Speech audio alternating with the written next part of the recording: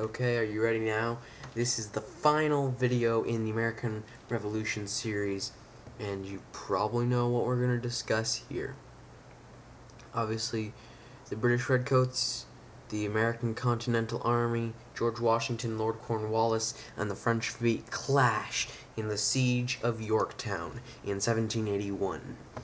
Here's a scene from the Battle of Yorktown, and here is a picture of the surrender of Yorktown by Lord Cornwallis. Here is Lord Cornwallis. Here's George Washington, the U.S., and the French flag there.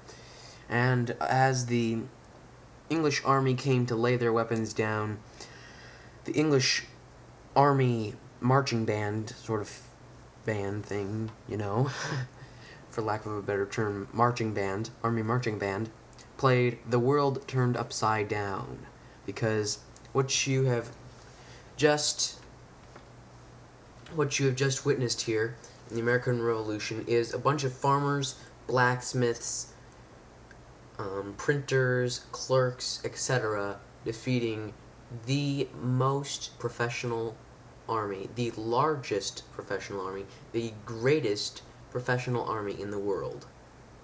And that would actually go on to encourage other nations to fight for their independence. And so the American Revolution was one of those starting points there. In 1783, the Treaty of Paris was signed in Paris, France, and the Americans became officially independent. Here's a map of the United States after their independence, the borders being outlined here, and Florida is actually not a part of it yet.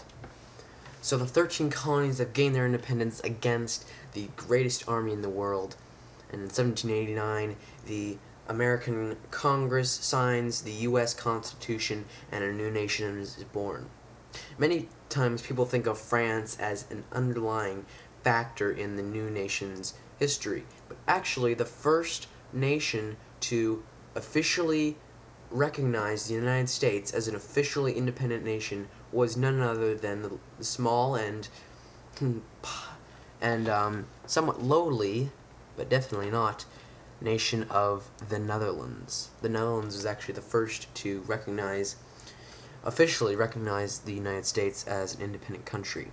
And so U.S. history continues until finally we see that America has risen to superpower status by the 20th century, and it all started here in a little village called Lexington in Massachusetts. In 1775, that started the American Revolution, and that started the chain of events that led to America as we know it today. Thank you for listening to the American Revolution series, and I hope you learned a lot from it, and I hope you learn a lot more from videos to come.